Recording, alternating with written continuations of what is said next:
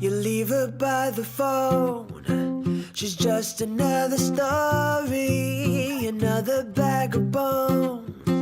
A lie you tell for glory, her innocence you stole just 'cause you were horny. So choke on your cologne, 'cause the night is young. The night is young. The night is young. The night is young. You had your fun, but the night is young. Hello and welcome to Journey of the Sound, a music podcast for music people. My name's Jared Rocco. I'm a musician, composer, and most importantly, a music fan. Thank you for tuning in today. I hope you'll enjoy what we've got for you. The goal of this podcast is to interview as many musicians as possible and listen to their stories about how music first came into their lives, how it affects them today, and where they hope music takes them into the future. This is Journey of the Sound, and welcome to episode 5. Today, my guest is Ivan Polanco. Ivan is a singer-songwriter. He is a guitarist, a vocalist, obviously. And welcome to the show, Ivan. Thank you for having me. My favorite number is actually 5. So really? This is coincidental, and it's meant to be, Jared. Yes. I mean, we totally planned this, right? Of course. Totally. Cool. Do you play anything else besides guitar and vocals, Ivan? Yes, actually, originally I'm a drummer first. I'm a self-taught drummer.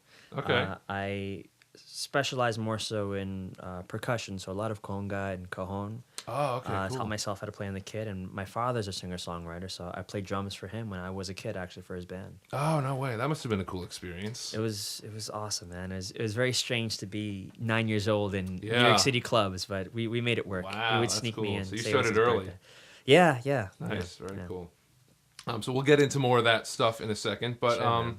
I guess just tell the audience a little bit about yourself, where you're from.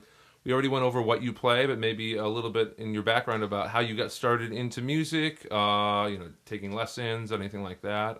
Yes, I've been an active singer-songwriter, independent artist since I was probably 14, 15 years old. Nearly Okay. 10 years later now, I'm 23. Nice. And originally, like I mentioned, I'm a drummer first. And within all my all the instruments that I do play, I am self-taught. I never took any lessons. At Wow. most, my dad just showed me how to play 2 or 3 chords on the guitar when I finally picked that up. After my couple years of drumming from the ages of 5 to 10, 5 to 11. And I learned guitar just through watching people's fingers and learning my favorite songs through guitar tablature online. I was going to say online stuff, tabs, Yeah. chords, whatnot. Online stuff helped, for sure. And I played the upright bass, the double bass in my school orchestra for No 8 years as way. well, from elementary through junior high and finishing through high school. Wow. Now, was that classical? Like in It was classical, a and concert band or and- something? thankfully I'm not in high school anymore, so I can admit this, but I got by playing on ear. And it's Wow. very bad. Oh Very, my very God. bad of me to do. But Tell your conductor that. Yeah, well, he's retired now, but Okay. he liked me, and I loved him working in his class as well. But it honestly caught up to me. So by the Yeah, time I'm I sure. wanted to communicate with other musicians, I knew what I wanted to say, Right. knew what I wanted them to play, but it just took a little bit longer for me to articulate exactly what I wanted. So hence the reason for me wanting to go to music school, so I can Right. catch Actually up learn on the fundamentals exactly and stuff. and make up for the years I kind of slacked off. That's interesting though, because that there's definitely an argument to be had for musicians learning by ear, Yeah. as opposed to learning by the book, which is the way so many of us learn. Yeah. I don't think there's a right or wrong answer necessarily. I think it's probably a balance of the two is good. Absolutely. You find what works best for you, but a general understanding of the basics does help just for communication purposes, like Absolutely. I mentioned with Yeah. other musicians too.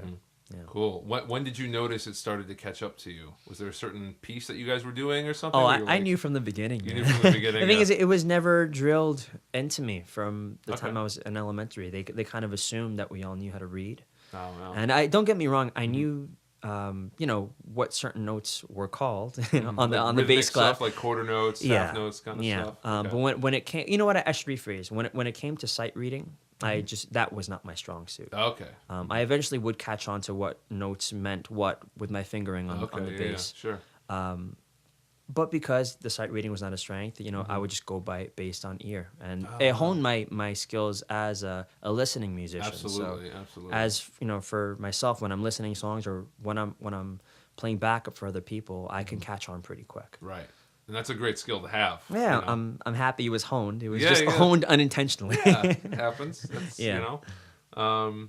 Yeah, it's a skill that probably a lot of musicians who learn by the book, so to speak, lack sometimes. You know, I know for me, I kind of took piano lessons the traditional way. Started when I was 6 years old, and not that I had a particularly bad ear or anything, but you know, it wasn't until I played with groups of people, like in jazz band in middle school and rock bands in high school, that I was like, oh, I have to open up my ears to what other people are doing here. Sure, you know, yeah. it's something. Piano for me, so you know, for most people, it's a very solitary instrument when you're first starting. You're not, you know, if you pick up a trumpet or a trombone or a clarinet or something, you're usually, all right, we're in band. You're Yeah. automatically, right from the get-go, you're in a group environment. Yeah. And piano, and probably for guitar as well, a lot of the times you're by yourself. So you don't need to lock into a groove with people. You can just that's kind of, true. you can be out of time, but it doesn't matter because you're, you know, by yourself, you know. Yeah, but you know, you picked a hell of an instrument to start on, though. You know, had I picked something to begin with,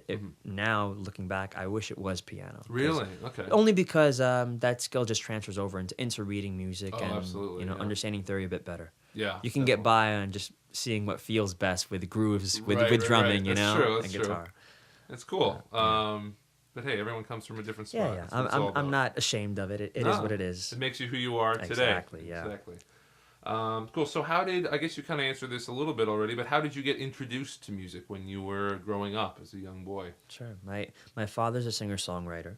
Right. And my parents actually had me when they were my age, when they were 23, so they were very young. Oh, wow. Okay. And my dad wrote songs on the side just for fun, and he did have a band, but you know, when they had me, my dad had just finished his master's, and Oh, wow. he's a high school English teacher as well. Nice. And my mom was still in school, so music was kind of put on hold, but he always kept it around. He was always still writing songs, so Okay. I grew up around him playing and rehearsing in our living room, or and he'd Wow. play to me before I'd go to sleep. So I kind of wanted to. I've always wanted to be just like him. You know? Right, sure. So It was always there, too. It was sounded always like. there, you know, Yeah. and his passions eventually became mine. So besides music, he was also very into fitness, and I'm a nationally certified personal trainer. So Awesome. you know, everything he did, I wanted to do, and he never forced it on me. But it was because of that exposure, I just wanted to grasp as much as I could from guitar or just music as a whole. Sure, My sure. mom's a big music fan as well too, so Nice. we would both go support at my dad's shows Right. and be his critics for when he would write There songs. you go, the honest critics. Yeah. Did you ever have a lot of music that you listened to in the house that wasn't necessarily from your father?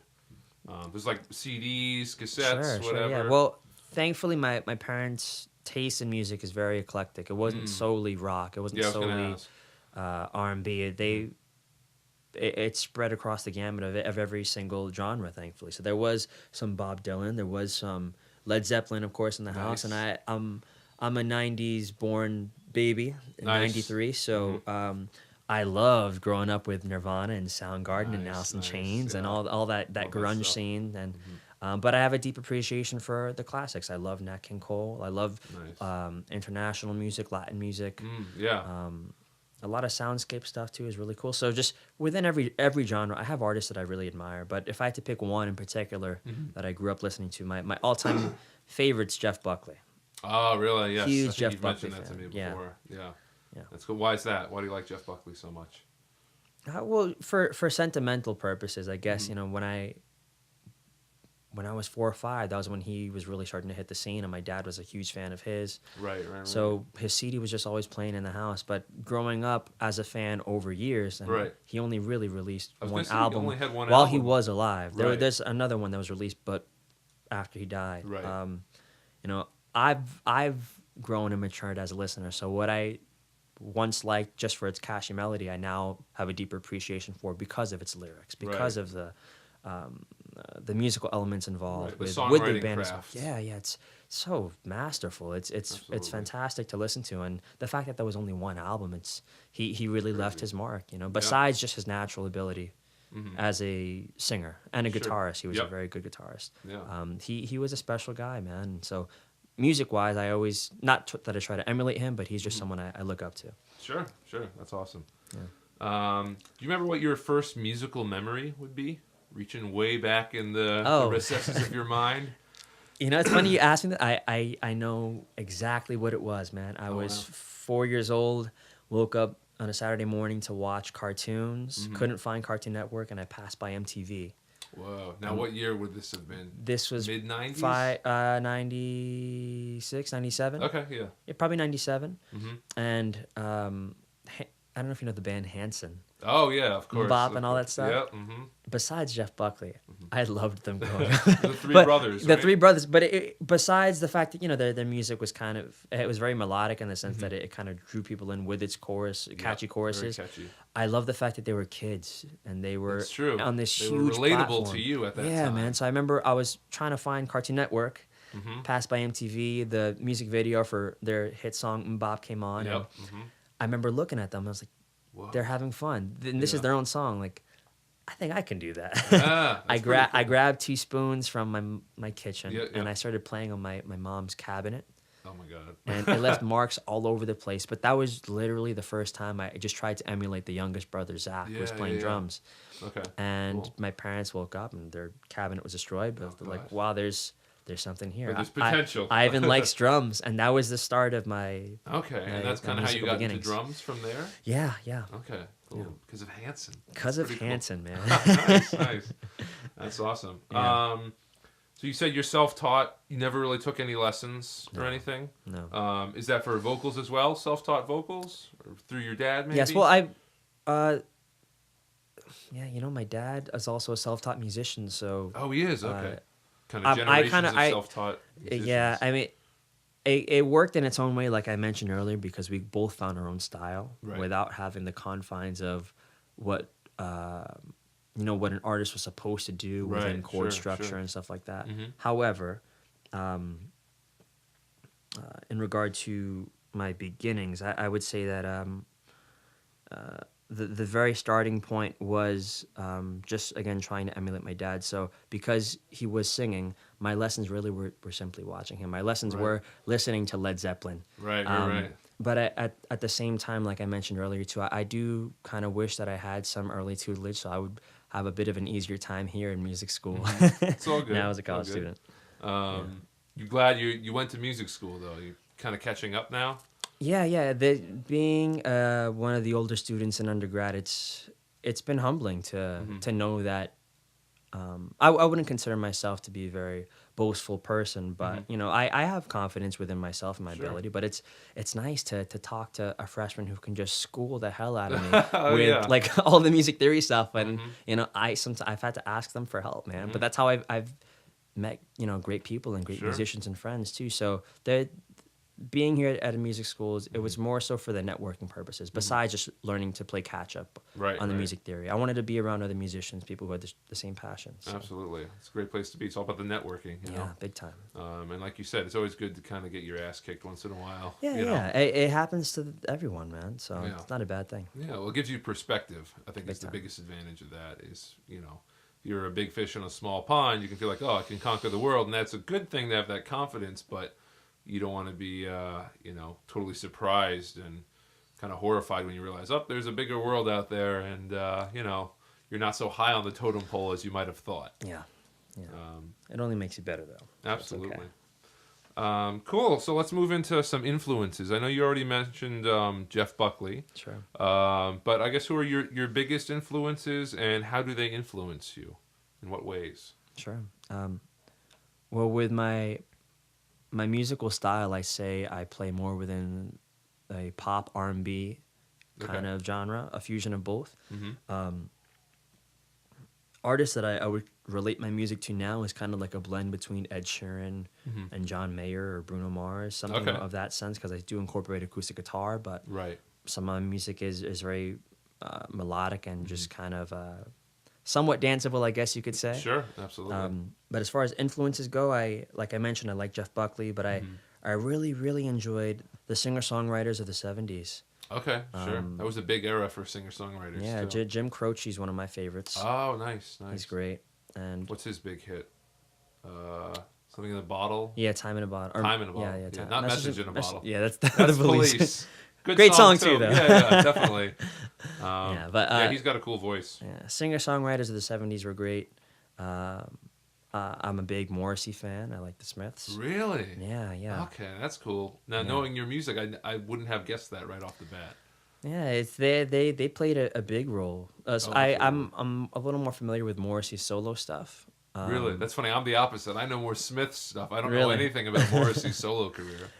Some of those albums were great, man. I've heard that, after yeah. the Smiths. He's got a lot of dedicated fans, from what I understand. Yeah, absolutely.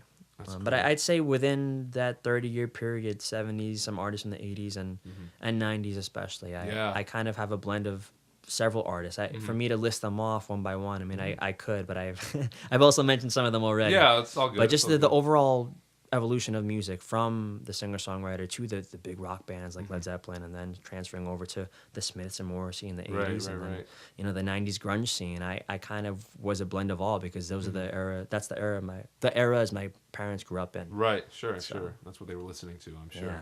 So that's interesting too. For those of you who don't know Ivan's music and stuff, it's like you kind of said, R&B, pop, rock, kind of hybrid of all that kind of stuff. Yeah. When you say grunge, though, that kind of definitely throws me off, because I can't say I hear a lot of grunge in your music. Man, is there anything specific you take from that, or that's just something you kind of enjoy and you don't necessarily try to incorporate in your music, but it's just I would say like? within my my drumming style, Okay. I don't think my music suits a type of grunge drumming No, vibe. definitely not. Yeah. But certain fills and certain things that I do, I kind of blended into my own from listening to Stone Temple Pilots and Sure. and bands like that too. But I still have a love for it. I always wished that I could sing like Chris Cornell. So. Yeah. I think we all do. Yeah, oh, absolutely. Or any of the grunge guys. Yeah. My favorite would be Lane Staley from Alice in Chains. Tell me about He's it, man. The soul in his voice and the notes he can hit. And whew, I mean, I love Kurt Cobain too, but something about Alice in Chains is a little bit darker and a little bit. Their harmonies as well. Their harmonies are fantastic, gorgeous. man. Oh my god, we could have a separate podcast to geek out about Just grunge talk and Alice in Chains. So let's talk a little bit about your music and stuff. You've released quite a few albums, right? How many albums do you have now? I have 4. 4 albums. Yes. Very cool. And when did you record your first album? How long have you been doing this for? Started writing songs seriously when I was 14. I put up my first record when I was just turning 17, actually. Okay, cool. It's on iTunes. Nice. I am proud of every single record I've done, but I would say recording quality has changed over time. Hopefully improved. Yeah. Yeah. So, to be honest, I don't listen to that first record too much, just because it's, for me, as the artist, it's a little cringeworthy, because I know my mistakes. And Right. We all have those moments. yeah, but it's there, man. And those are actually within each album, even though like I said, I released that when I was 16, 17 years old. I still play some of those songs in my live set. Really? Okay, yeah. cool. Yeah, so You still like the songs, just maybe not the recordings as yeah, much. yeah. That's cool. But yeah, that first one was when I was 17, second one right after freshman year of college. Okay. Third one last year, and then I just released a new record. You just released a this new year, record too, a week ago, which is a last great time Saturday. to have you on the podcast. So yeah, I'm familiar with the new album as well as the last one, Introspection. Sure. At least comparing the new album and the most recent one before that, they definitely seem to have a similar vibe and sound. Do you record, or have you recorded all of these albums in the same way with the same people, or has it changed with every release? The first 2 I did on my own with the help of my father in our basement, just kind of learning how to use Logic from scratch. That was really why, like I mentioned, recording quality has changed over time. But these past 2 records, in 2015 and 2016, I recorded with the same producer. Okay. A buddy of mine who went to my high school, he studied audio engineering at Mercy College. His name's Andy Porta. Nice. Fantastic drummer, even better person and friend. And we recorded that on Pro Tools, but in his basement. However, he knows what he's doing. Nice. So that was the biggest change. Cool. Yeah. Now, one of the most interesting things I think about you is that there's plenty of singer-songwriters out there. It's a label that gets thrown around a lot. Sure. You're one of the only ones I know that uses nylon acoustic guitars exclusively, as far as I understand. I don't think I've ever seen you with a steel string acoustic. You probably won't. Yeah, I've never seen you with an electric either, to be fair. But I know there's some songs on your album that do have electric guitar, so I assume you play that a little bit too. Yeah. But yeah, what's you want to go into detail about behind the choice? Yeah, why nylon as opposed to steel string? It stems back to me wanting to be like my dad. My dad only plays nylon acoustic. Okay. He's a big fan of flamenco music, as I am as well. Okay. So that was his reasoning behind learning on nylon string. And because I don't play with a pick, it's an easier feel for my fingers as well. But as I used the nylon guitar as a practice tool, it eventually just kind of became my songwriting instrument of choice. So not that I'm opposed to writing songs in any other instruments. It just so happens that over time it's just become a part of my thing, my style. Part of your voice almost, Yeah. It's a signature sound. Yeah, I will, though, branch out occasionally on a song or two on an album and try different instruments. So, like I said, like there are certain songs where steel string is incorporated, electric guitar at times is incorporated. So I'm not afraid of it. I prefer nylon. It's my style. That's cool. And finger picking too, you said. Yeah. Or maybe, you definitely strum. There's definitely songs where there's strumming, but it's all with your fingers. There's no picks. Yeah. I know a lot of people don't like the feel of a pick. They like actually physically touching the strings. Is that something, or one of the reasons you don't like to use a pick? I would agree as well. The few times that I do play electric guitar, it is also without a pick. Really? Yeah. Oh, wow. I just try to tough it out and be careful that it's my nails hitting the strings, not the tips of my fingers on my skin. Right. I've also cut myself playing before. And I'm sure. That's never fun. Yeah, I've messed around with that a little bit too, with fingerstyle and electric, and it's definitely a different approach. Yeah, but it can work. Granted, the song calls for it too. Right, absolutely. I think it's a case by case basis. Yeah, absolutely. For sure. Very cool. So, also talking about the new album and your style in general. You mentioned a lot of your influences come from music of the 1990s. When I was listening to your new album over the course of this week, I got a vibe of some 90s boy bands a lot. There was some stuff that reminded me of Backstreet Boys and NSYNC a little bit. Was that intentional? Are you a fan? Or is that just a happy accident? I am a huge fan of those. Okay. Particularly NSYNC. I have nothing against Backstreet Boys, though. I just happen to know more NSYNC songs. Sure. But it was not a conscious choice to emulate them on the record. That might have just been their influence, from when I was a kid, kind of shining through unintentionally. That's what I was thinking. I was like, I wonder if, just kind of, stuff you grew up with. I would say this album, and my songs as a whole, but this one in particular, it's very melody driven. Definitely. I like to have the choruses that can be as catchy as possible, but not sacrifice depth and quality of songwriting too. I don't want to just make a catchy song and have people hum the melody without understanding what the song's about, Sure. So this album I try to have a blend of both. Nice. But I would say it's fair to say that 90s music for sure influenced a lot of these songs. Besides NSYNC and Backstreet Boys, I like Natalie Imbruglia. I don't know if you know her. No. She had a hit song she covered called Torn. Okay. Oh, yes. I think I know that. Yeah. Yeah, that sounds really familiar. Yeah, you definitely recognize it if you heard it. But stuff like that kind of influence. I'm a big fan of a lot of 90s bands that had female singers. I like the Cranberries. I also like a band called the Sundays too.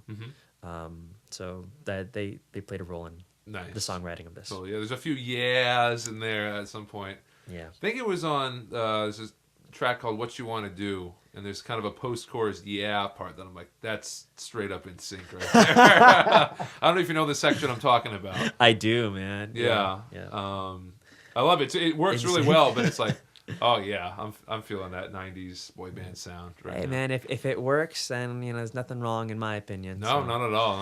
I enjoyed it personally. Cool. I was like, oh, nice. I wonder if he meant to do that. Come on, what you wanna do, girl?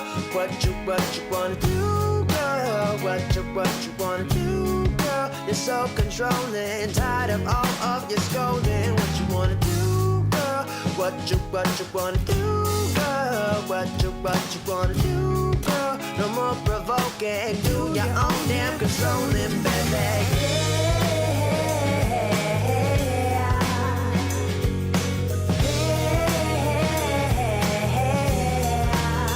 Come on, girl, yeah.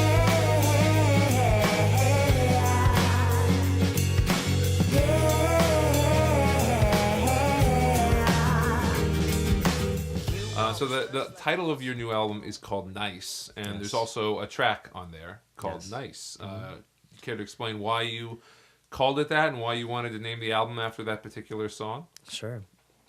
Well, as I mentioned at the beginning of the podcast, my parents had me when they were 23, and they're high school sweethearts, and they're still together. So they're like the 1% of 1% that ever happens to. And that it works for too. Yeah, you know. So I grew up. I'm incredibly thankful and grateful that they not only have a strong relationship as husband and wife, but I feel like they raised me and my sister very well as too. But growing up, especially in high school, not that I wanted to emulate them too much, but because they met in high school, I kept thinking like, oh yeah, I know I'll meet my future wife, junior year, senior year, oh right? God, yeah. And then didn't happen. So college rolled around, like, all right, I'm 18, okay, I'm still single. I've only had like one relationship in high school, and as I got closer and closer to 23, at the age that they had me, it was just a realization like I can't call when I'm gonna meet her, quote unquote her. Sure. And to have that expectation to expect that it's going to be handed to you, or expect that you're going to meet her at a bar and you just got to go look for her, you got to find her. The more I did that in my youth, the more I realized how much lonelier it was, because I was searching for something that didn't exist, man. Right, when I started to focus on myself and my passion and pursuing music, then I was meeting just interesting people as a whole, whether or not I was interested in them romantically or just making new friends, and when throughout the process of this album, the theme really is learning to let go of searching for that person and just focusing on what you have to do, what makes you happy, and then in time, perhaps she'll or in my case, she'll be the one that I just happen to meet at a show, or in the grocery store when I least expect it. So I was gonna say it usually happens when you least expect it. Yeah. Now the song "Nice" is that about being the nice guy? Is that being about too nice and having girls say like, you're nice, but you're not for me, kind of thing? Because I got a little bit of that vibe in some of the lyrics. Yeah, absolutely. Well, the song and the album cover kind of, I feel, illustrate that as well. I would say that I am a nice person. I try my best to be a kind, calm, cool, kind of laid back human being. It's not really in my nature to be, like I said, boastful or just kind of like extroverted too much. Sure. So when I've been interested in girls in the past, not to open up too much, but it's just that's what these podcasts are for, man. We want to know the real you. I've had back in high school, a girl told me like, Ivan, you're the sweetest guy I've ever met, but it was always a thing like, oh, I'm still talking to my ex-boyfriend, and I don't want to hurt you, and I only went out with you because you're just such a nice guy, and that happened like more than once, man. Okay, so I think I just had bad luck, and it was more of a thing of maturity, meeting people who needed to grow up, and I needed to grow up myself. So it was kind of pouring the frustrations of several different events into one song. Okay. So it's like a collage of different experiences. A collage of bad dates that turned into a great song. So I can't even be too upset about it. No, it's all good. It's all good.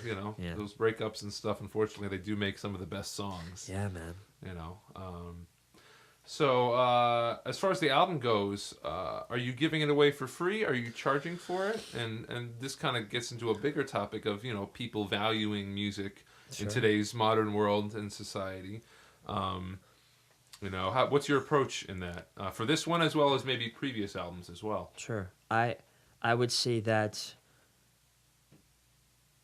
for sure, as an artist, you have to value your hard work and value your time and your ability. So if people are going to come see a show, granted, it'd be awesome if they support monetarily or just through, buying some of your merchandise and stuff like that. Merch. But to always have your hand out to ask, oftentimes that can backfire. You're just less likely to get people interested. I think so. It's music's changed over time, man. We're at a day and age where it is the Wild West, and with things like music marketing through social media, especially through YouTube and Instagram. Right. Yep. Totally. A lot of artists give away their content for free, myself included. Okay. People can watch my YouTube videos. They can even stream my album on YouTube, on Spotify. So whether or not they choose to download it is out of my control. Okay, so the list you can listen to it for free. If you want to own it, is that going to cost something? That does cost something because I can only give away so much. Right, sure. You worked a long it's time on that, I'm time, sure. effort, and money, and just personal sacrifice you put into projects like this. But when I can, I will set up certain events where I'll set up a promotion where someone will people who attend the show can get an album for free or get a discounted Ivan sure. Polanco shirt, Right. or even just like I've done personalized concerts as well too. Oh, you know? wow, nice. So I'm willing to set up events like that to get people engaged and to get people to come out, or bargaining, get all 4 CDs for the price of 2, or something like that. Sure. So there's ways to work around it. I've seen some artists do stuff where they'll have a donation thing, like whatever you can spare. If you can give us $5, that would be great. If you can give us 50 cents, we'll take it. I think as an artist, again, value your time, but it's only going to be returned to you more so if you're willing to sacrifice a little for your listeners. And for an example, I had my album release show this past Saturday. It was an RSVP event, but everyone who checked in with me to reserve their spot got a free album. That's awesome. That's a great idea because then you're getting them to your show. Which also was free. There was no cover as well, too. That's always nice. Yeah. I mean, the toughest part is getting people off their asses into their cars and going to wherever you are. And I thing. totally get it because, I have a bunch of friends who are musicians, but, I can't always be there to go support as well, even if they are my friends. But people are busy. It's tough. Yeah, if you're a good guy and a good person or a good girl, it's and you're willing to work with fans, it does come back around. So good karma, I'd say. Yeah, definitely. it does pay off for sure. What's your thought on streaming services and stuff like Spotify and Tidal and Apple Music and stuff? You said you do have your album on Spotify now. Again, it just kind of stems back to the fact that I have to be willing to sacrifice to to get people interested. Take 5 steps back now to move forward 20 steps, within the next year or 5 years, So it's in perspective, if you take a step back and look at the bigger picture, yes, I'm probably not making much money at all from having my album on those streaming sites. Don't pay that well from what I understand, unfortunately. But they're highly used sites, man. They generate a lot of traffic. That's where the people are. Yeah, that's so the biggest thing. If people got to stream my album for free, but they like it enough where they're going to come to support a show, hell yeah, I'll do it. Well, that's the funny thing about the music industry now. It's almost kind of flipped on its head. Where back in the day when we first had recorded sound and albums, it was you would go to show and be like, oh, I like this, I want to buy the album. Now it's your record or your EP or whatever is used to promote your live show, so they'll go and pay for that. And hopefully buy some merchandise, a T-shirt or a button or something, like that. It's kind of weird how that's happened. It is. It's been a strange evolution for sure. Definitely. Yeah. Cool. Do you have any sort of target audience for your music? Is there any particular group of people you'd want to reach, as far as age goes, for example, or anything, any demographic, or? As of the past 2.5 years, 3 years, I've been doing a lot of college shows. I've been thankful and just lucky enough to have been able to book gigs like that. Yeah, so I always try to market myself to the 18 to 23, 24-year-olds. They're very savvy with social media. Yeah, for sure. And I just think my music can appeal to them, but I would also say that I've surprisingly somewhat have seen more traffic even from 30 plus. Really? Okay. Yeah. That's cool. So I guess my music has a little something for everybody, but I think I try to cater more towards the 25 and below, just because I think that they'll be able to spread the word around a little bit better because of their knowledge of social media. But I'm not someone who promotes ageism. If you like my stuff, you're more than welcome to come hang out with me at a show, for sure. Yeah. No, I haven't had anyone yet that's been like, oh, yes, if you're between 18 and 25, yes, but if you're older or younger than that, no, you can't listen to music. Jumping off of that, what you were saying about social media, it's been a very interesting thing that's happened in the past 10, 15 years. You find that social media is helpful to you in promoting your stuff online? Yes. However, the the ability to be creative and think on your feet, not only as a performing artist, but especially as your own manager or booking agent, when promoting yourself online is incredibly important. And I've learned that the hard way.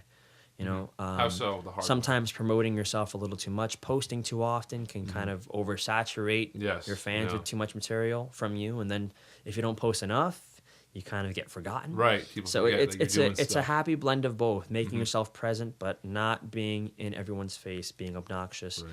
You know, tagging people in a bunch of stuff so they can just go check out one picture or one Right. song. I found it interesting in regard to trying to build a fan base through YouTube. Okay. Just because there are a bunch of singer-songwriters who put up cover videos online and absolutely. things like that. And A lot that's of people have found success through that a lot too. of people, you know, and artists that I really admire as well have found it through YouTube. But Okay, cool. as someone who has a YouTube channel and who's had one since 2010, it's a couple of my videos thankfully have hit almost viral numbers, I'd say. Nice. That's But awesome. it's often like a big hit or miss. Right. You know, one out of every 25 or 40 videos is going to be the one that gets over 5,000. You know, but the one video that I do have the most views on is a cover of "Lost Without You" by Robin Thicke Okay. that I made for fun in my apartment when I was living in California. Oh wow. And that one has probably like a little over 50,000 views. And I made that in like an hour and a half before I was gonna go out with friends, and it just kind of happened, you know. So Yeah. sometimes You it never can know. it can be out of nowhere. But I have friends who have built careers off of a YouTube video that they Sure. made for fun with their brother or sister. You get the when I- ad revenue. Yeah, they get the ad revenue, and then they find representation through that too. I'm self-represented right now, and I'm still trying to chip away at creating more of an online presence. And right now, my goal is to build the fan base numbers. But I think it's a useful tool if you Absolutely. don't oversaturate on the social media. It's a powerful tool, but don't abuse it. Yeah. Basically. Yeah, and finding ways to be original as well is very important on that. Yeah. too. Yeah, that kind of is a nice springboard. I was going to talk about your music videos on YouTube because you do have quite a bit of Sure. quite a few videos on your YouTube channel, whether it's official music videos or Or cover it's songs. cover like that. songs, or you actually have a few product reviews on your YouTube channel as well. I Yes. checked those out; those are pretty cool. It's a little different. It's kind of nice to add some variety. Sure. Do you enjoy making music videos and videos in general? I do. I do. I've seen that the more content I do put out in regard to YouTube, because people have to subscribe to your channel as compared to it kind of showing up like on a news constant feed on Instagram or Facebook, it's a little easier. Unless the person's on YouTube 24/7, you're not really going to be in their face all the time, Right, which is that's nice. true. Whereas Facebook, you're there for kind of a lot of stuff. Yeah, whereas you could just be Instagram, trying to whatever. check a message on Facebook, and then this, Pops singer songwriter blah blah blah pops up again for the Right, fifth you're time like, today. "Oh, You know, man." like especially if you get sponsored posts where you Yeah. can repost a few times for a week Yeah. or whatnot. yeah. But the YouTube stuff is a lot of fun. It's just it's very demanding. It's a lot more work than people think, man. Oh, I'm sure. A typical like cover song video that's 3 minutes could take 4 or 5 days, honestly. Yeah. If you're pre-recording the audio, then filming, then editing, of course. Right. And the official music videos for my original songs, obviously that's a lot more planning and sometimes money and expenses put into not only paying a cameraman, but I was going to say, you have a team, usually, I would imagine. I have a team where I'm lucky enough to ask favors for people and also owe favors to people. Right, So sure. I pay back as best as I can to friends who are willing to help me out, who are involved with film and stuff like that too. But that's where, again, networking comes into play. So Absolutely. my goal is to keep the channel consistent Nice. as best as I can, because that's really my starting point for me kind of gaining more of an online fan base. Nice. I have some followers around the country, and I've gotten like some letters from Switzerland, and Oh, wow. like it's a little surprising because you Yeah. forget that YouTube's YouTube is worldwide. everywhere. You can Yeah. go anywhere in the world if Yeah. you've got internet. Yeah, so I appreciate it, but I still got to work. So What about YouTube or music videos as a means of self-expression? Is that something that you find is gratifying when you can make a video and be like, okay, I recorded the song. That's one level, but hey, you're taking it to the next level. Here's something you can look at and see. This is what the song is about. Because a lot of your videos, there's some artists that are kind of like really abstract, like, oh, the song's about this and the video is completely different. Yeah. A lot of your videos tend to seem like they're part of the story. They're helping Sure. to tell the story better. For the official music videos, I typically won't make one like of just me walking around looking cool on a street Yeah. corner, unless there's a story behind it. So I prefer Right. the videos with a story. Okay. I honestly think it's more of like an extra credit addition to actually writing and recording the album and the song. That's an And a interesting way of means putting of artistic expression to be able to act in certain videos is fun, and especially if you get friends involved. So I would say yes, the music videos are something I really do enjoy, but there's a lot of planning that goes into play. Like for example, I would say the toughest video I've ever had to do was filmed for a song on my last album called Hard Not to Fall, where I filmed it on a 6 train. Right. In right, the I've seen Bronx, that. Yep. early morning at like 6:30 a.m. And I had myself, the cameraman, and 15 of my friends doing a choreographed dance on a moving train with people around us. So anxiety-wise, Yeah. I was a wreck that whole Yeah. morning, just hoping that everything would work Yeah. okay. But it's a worthy sacrifice if the concept is there and if you have a good team around you. That's awesome. Yeah. I mean every word I say when you are the truth to the question I've been asking every night. And love, who could be true, even if the other has someone in mind. I hope I'm right. By the way, I love the beard. Oh, thank Those you. who can't see, because this is a podcast, Jared is rocking a very handsome beard. Oh, right thank you very much. Yeah, figured no shave November, except it's December 7th when we're recording this. So, yeah, it's I don't know. now. Looks good, man. Thank you. Going back to technology Sure. for a little bit. In the age of the internet, if you want to call that what we're in right now, 2016, Yeah. do you think location matters for musicians anymore, since we're able to reach people, like you said, people all the way in Switzerland and all across the country? Do you think, being in a place like New York or LA or Chicago or Nashville, does that matter as much anymore, and why? Anyone with a camera can make a dumb video and put it up on YouTube and go Yeah, viral. That's true. So in that sense, location does not matter as much.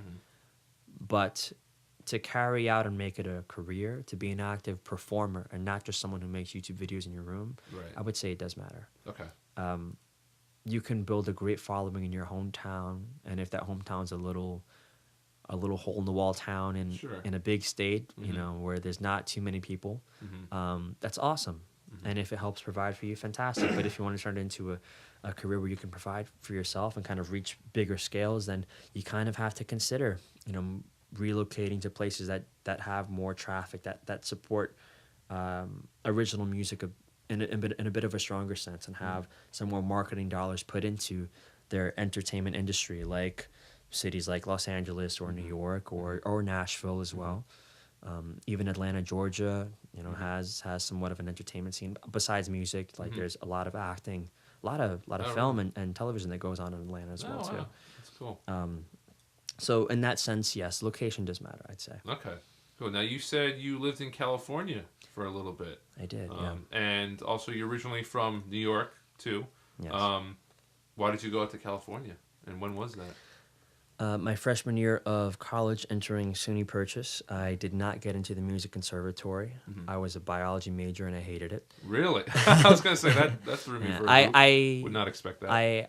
I love fitness, so I figured the science aspect of learning about kinesiology and stuff like that would be great Right, sure. for that other passion of mine. However, biology dives very, very deep into the sciences as compared to kinesiology, which is the study of more so motion and movement. And that was a hard pill for me to swallow, to realize sure, yeah. that This is not what I want to do. this is not what I want to do, number one. And music was always there, but when I was Absolutely. turned down from the music program, it kind of hurt. And I enrolled myself imagine. in some music classes here, And I back then in 2011 or so, the music program was a little bit different Okay. professors. Yeah, that's before I got And here. a different climate of students altogether. They were a little cold, man. They were really tough. The Really? critics were really They're rough. harsh, yeah. Yeah, but again, it's a part of the game. But Mm-hmm. I was still kind of finding myself as a musician. So I applied to music school in Los Angeles, specifically the Musicians Institute of Los Angeles in Hollywood.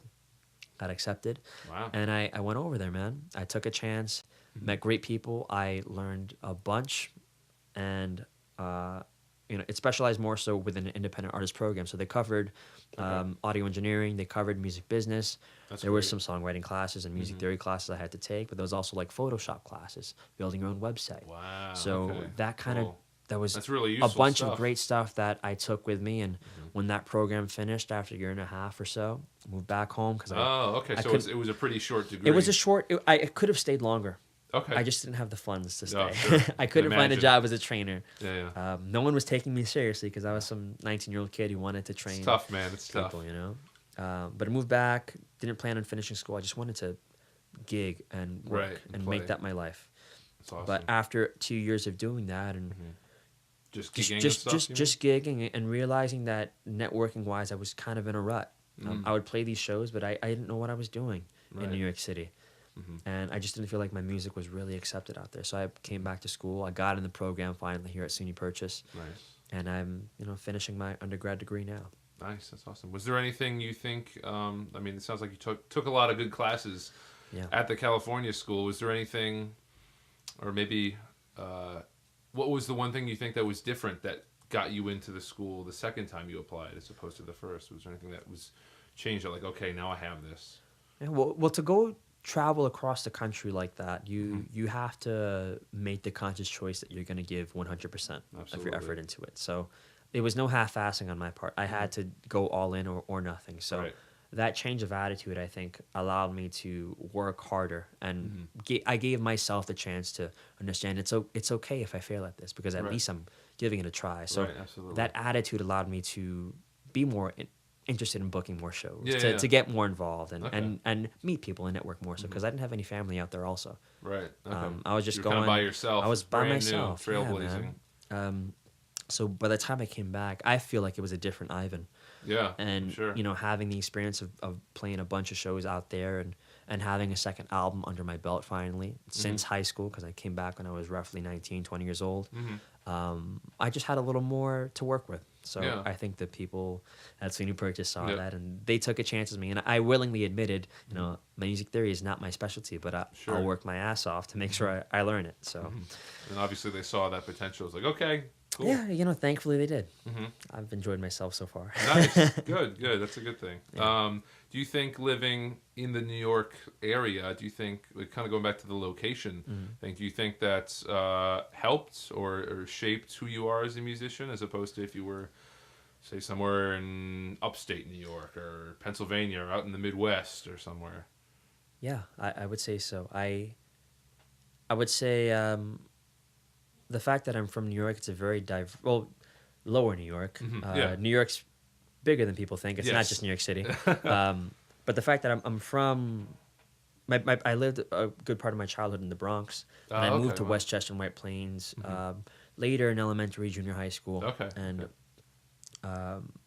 I was exposed to a lot of R&B, rock, pop, but like I said, it's very diverse in New York. So there's people from different cultures, from Oh, different yeah. places, all Something walks of for life. everybody. Yeah, man. So it's a big melting pot, and I love that. So that's why I think I enjoy the challenge of trying to sing and write songs in different genres. I do sing in Spanish as well, and Oh, nice. And you do some rap as well on the I new do album rap. as well as in the other stuff. Yeah, it's not something that I ever thought I would do.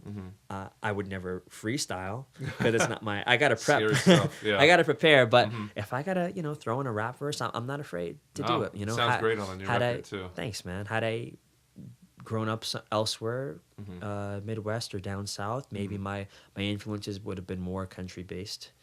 Not would be interesting to not hear. the stereotype, but Yeah. I just Sure. country yeah. music is big. It's a big Absolutely. part of Texas and Nashville and stuff like that. So, yeah. As far as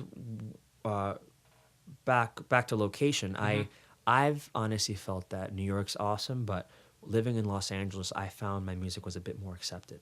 to tell you the truth. Yeah. Interesting. Okay. And I've considered moving back there at some Really? point, or at least spending time in the year, Sure. a couple weeks out of the year, just to Yeah. tour and Do perform you have there. people that you know over there now since you went? I over still there? have a couple friends of mine, music artists who are doing great things over there. They perform a lot. They're just like me in the sense that they want to stay active, and they really Right. they're go-getters, you know. And I love that about them. And you know, thankfully, when I do go back and visit, I do have friends to Right, you're not to by go see. yourself this time. Yeah, Got some yeah. connections. Yeah, That's but awesome. I just got to make sure I maintain those connections. I can't show up 5 years later and say, "Hey guys, Yeah, remember me?" yeah. No, definitely. Yeah. No, that's the nice thing about you know, the internet and stuff. And Yeah, technology. Facebook is cool in that sense. Absolutely. Speaking about that, do you think the technological advancements in the music industry have helped or hurt the art of creating and performing music as far as the level of musicianship goes? You think it's gone down because technology can do a lot of things for us, or Sure. do you think it's the same? It's changed. Absolutely, it's changed, but it's changed for the better. I think within every decade or so, as the music industry evolves, you're gonna get the artists who use those those new maybe? tools. Yes, Yeah. those new tools like pitch tuning vocals Right, or right. or looping certain tracks. To their advantage, and they can make it work. And then there's the artists who you can weed out really quick Right. their level of ability and talent because they just reuse the same effects on Right, songs. right, So everything. yes, there's artists who I think get away with taking the easy way out now with all these digital audio workstations that people can set up in their basement or in their Right, room. absolutely. But I would say that artists as a whole have kind of used it to their advantage, you know, for the better. So For the better, I yeah. think certain songs now that are out, or songs that have come out within the past 15 years, wouldn't have been possible to create, you know, in the 70s or 80s. That's true, and that's absolutely. just a fact, you know. Absolutely. The technology just wasn't there yet. Yeah. Didn't Yeah. exist. And it just provides a way for everyone to have an even playing field now. You know, you don't have to get signed by a major record label or have huge No. marketing dollars behind you to make an album. You can literally do it in the comfort of With your own home. budget. Yeah. Yeah. Just get a few microphones and a laptop interface and you're good. You're good, man. Yeah. Absolutely. All right. Before we wrap things up, a few Sure. quick last questions. Yeah, man. If you could be in any band or see any concert, who or what would it be? Oh, if I could see any concert, Or be in any band? You And can, be you in can any do band. both or one or the other. It's a very open-ended question. it would for sure have to be a Jeff Buckley concert. Yeah, that's what I was And thinking. I would have to hang out with him after the show and just like Geek out. geek about- out and about get everything. food, get dinner, and just talk music and just Yeah. talk about life, man. Because Yeah. I would just love to pick his brain in Yeah. regard to his songwriting process and just him as a musician, because he actually did go to the Musicians Institute of Los Angeles. Really? That's why I picked that school. Yeah. Oh, wow. He went Okay, there. cool. Yeah, That's awesome. he's the first name that comes to mind. But as far as artists now, I really respect Ed Sheeran. Really? Okay. I've I've, seen- I've heard a lot of good things about him, and it's interesting because I at first I heard a lot of bad things Yeah. about him from a lot of people. Like, oh, he's just a pop kind of sellout guy. And, but over time, I have a few other songwriter friends that are like, yeah, like I really dig his really stuff. is. He's so much more than that, man. And I'm not like a huge fanboy, but when I see hard work, you have to, I respect it. You Yeah. know? And that guy worked his ass off. Yeah. You know, performing multiple shows weekly from the time I don't know he was in his early teens. And yes, he's on a mainstream level now. Right. But he's still able to stay original to his style. Granted, his music is a bit more accessible to radio in Right. terms of like fitting the standard big melody choruses Right, and stuff like that. That's expected for mainstream radio. But that dude still keeps his originality, and I Yeah. love that about him. So I'd love to, even though I've seen him live, I'd love to collaborate with him. Yeah, And just okay, again, chat over coffee or two. Yeah, absolutely. Yeah. Get to know him better. And I get the feeling that like probably most of the music that you hear, you know, whether it's the hits or just the deep cuts on his album, it sounds like that's what he wants to do. Yeah. You know, it doesn't sound like he's out of his element where he's like, all right, he's making a floor on the floor EDM track or something to Yeah. try to make a big hit. Like it sounds like that's the kind of music that he wants to write, Yeah, absolutely. at least to my ears. Were there any artists or bands that took you a while to get into where maybe you first heard them and you're like, this is not for me. I'm not digging this. And then after a while, you kind of came around to it. I'm like, you know what? This is pretty freaking good. Yeah, there's definitely some. I'm a big fan of Bjork. I don't know if you know Bjork. Yep. My dad had me listen to her when I was a kid, and Wow, she's got some pretty out there stuff. Yeah, it's pretty abstract music. And at first, it wasn't for me, and I think that's just because I was too busy. I was young, and I wanted to listen to NSYNC and the Spice Girls. I had a crush on one of the Spice Girls. There you go. But again, over time, as you mature as a listener, the songs you thought were just noise end up, really having a deeper quality to them. And with her stuff specifically, it's been awesome to see how intelligent of an artist she is, because she's not afraid to go out there. Number one, in terms of just putting things you'd never expect in a song, experimental stuff. And number two, her creativity is just out of this world in the best way possible. Yeah. So, from a lyrical perspective, her songs are actually really, really deep, man. There's some that I think are better than others, but herself as an artist, it grew on me for sure. So she's one name that really pops up in mind that I had to listen to over time to really become a big fan. And was there a certain point, do you remember, when you started kind of understanding what she was going for and you started liking it? Probably like junior high, I think. I was always digging into my dad's CD collection and checking out old artists that he liked from the 90s, from the 80s, from the 70s, my mom too. And I think I was at that point where I just needed something different, because at that point it was a lot of R&B and rap, a lot of Chris Brown that was out in the radio, and I just wanted something different. And I gave her stuff a chance. And then 7th, 8th grade, Ivan really got into Bjork. That's funny. That's younger than I thought you were going to say. I expected late high school, maybe early college or something. No, man. When I was 12, 13, I really liked her stuff. Nice. Yeah. That's cool. Well, you got big ears. I do, in the literal sense. Metaphorically. It's okay. You're going to love this question. Who is one of your least favorite artists or bands? Oh, and put me on the spot, man. Yeah, everyone loves this question. Ooh. I don't know if I could say one artist in particular, because it takes courage to just put yourself out there as a whole. So I cannot hate on that. But I will say that there are one or two female artists that I know of from Instagram who were more so models that just kind of could sing. And they're branching over right now to promoting themselves as singers. Okay. And again, while I respect it, I just think there's so much more than looking really hot and then having auto-tune on your vocals. But when you have a team behind you and people are willing to support money at you and be like, more power to you if you're able to make that work. And I would say the evolution of hip hop and rap as well. I do like some rap and hip hop. It's not a genre that I visit often, but I am a fan of certain artists.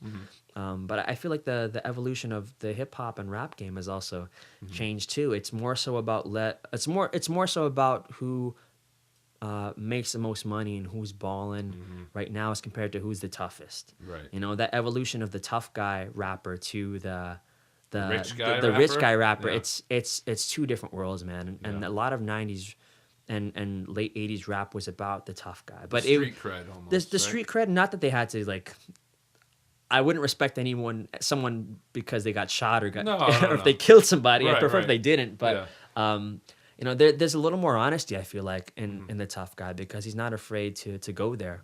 As compared to being overly braggadocious and just talk about the same things about how many ladies he's got and how much money he makes and how many cars he owns and boats he owns as well too. So it gets very old very quick. Yeah, so the change of scene with certain artists is something that I'm not a fan of. Okay.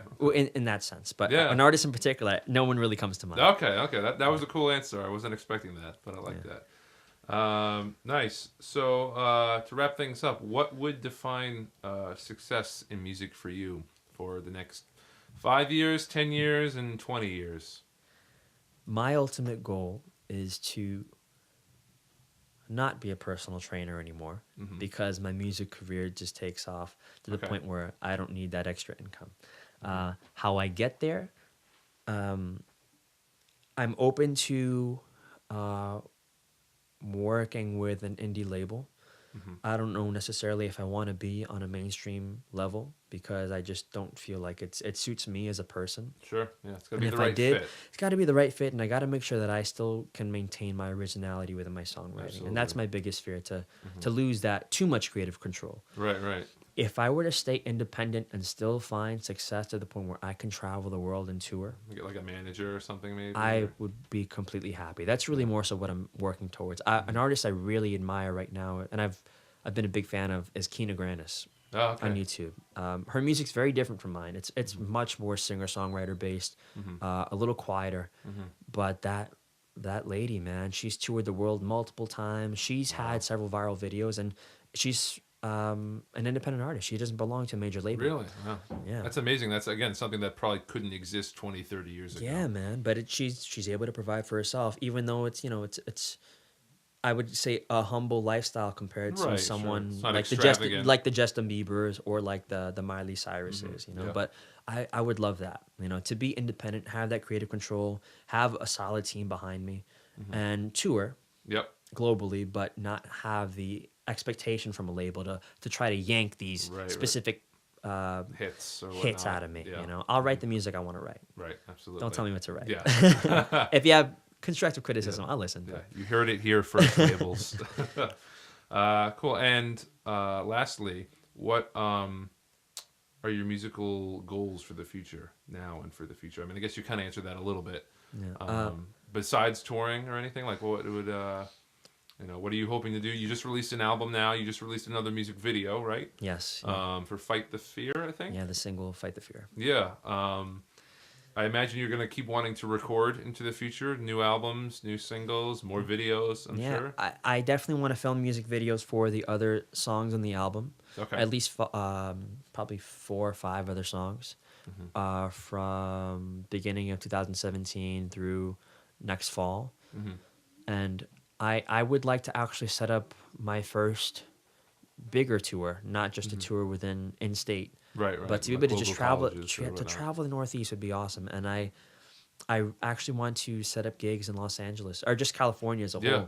whole. That'd be great. And I'd like to arrange something with my friends that are still out there. If I could open for them or Right. or possibly share shows with them, share the bill. Collaboration. It's always so Exactly, man. essential. Yeah, and something else I've been involved with is a lot of Asian American organizations that promote Asian Americans in entertainment. I was a finalist for a contest called Collaboration, and they promote, like I mentioned, Asian American artists in entertainment. It doesn't have to be music as a whole. Okay.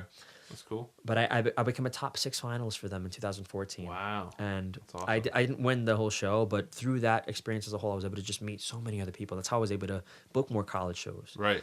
And Making those connections. I'd love to tie my music into my own heritage and culture as well, because my mom's of Filipino descent, my dad's Dominican, so it's a blend of the Malaysian Asian culture and that Latin fire. Yeah. That's a great And combo. I'd love to also perform in more venues that are a bit more cultural. So I'm not opposed to going to South America and playing some shows in the future Okay, at some awesome. point. It'll force me to practice my Spanish more. Oh, definitely. Can you speak Spanish at all? I can get by, and I can sing in Spanish, but with native speakers, they got to slow down for me. Yeah, I'm sure. Yeah. I know. I took 4 years of Spanish and it's all gone. It's all gone. I barely remember anything. Yeah. But my goals right now, like I said, setting up more shows, filming more music videos, and writing some new songs. We'll see what happens. But I want to just keep promoting this album. I worked the past 2 years on this, and now it's finally here. Yes. But It's a I great just gotta. record. Thanks, man. I got to make sure I just keep the ball rolling with that. Yep. That's what I want to do. Absolutely. Cool. Well, thank you so much, Ivan, for being on the show. Dude, thank you. And if you haven't already, please go check out Jared Rocco's music, because thank besides hosting this podcast, he's actually a very good friend of mine that I've known for the thank past year and a half, and he is a very talented guy. Well, thank you very much. Wasn't expecting that. And he has a great beard. Oh, thank you. Yeah. Now I can't shave it. I was going to shave it at the end of the year, and now Gotta everyone's keep going it to be forever. expecting it. Yeah. It's all right. We'll get creative with it. Nice. Cool. Yeah, thanks again, Ivan. Thank you, one man. last time, if people want to check out your music or anything to do with your music and stuff, where are the places online that they can go? Sure, they can check out my website, Ivan Polanco, Polanco.com. And through there, you can get connected to my Instagram, Facebook, Twitter, YouTube channel. If you just search Ivan Polanco or Ivan Polanco Music, I should be the first one that comes up. Awesome. Cool. It's a cool name, too. It says, I don't know any other Ivan Polancos. I don't know any other Ivans, actually. Yeah, they're out there. But there's not that many, which is nice. Yeah, no, it's cool. It's nice to stand out from the crowd. Yeah. For sure. Thanks, man. Cool. Well, thanks again, Dude, Ivan. this was a blast. Thanks for having me. Yeah, no problem. And my name is Jared Rocco, and this has been Journey of the Sound. Thank you for listening.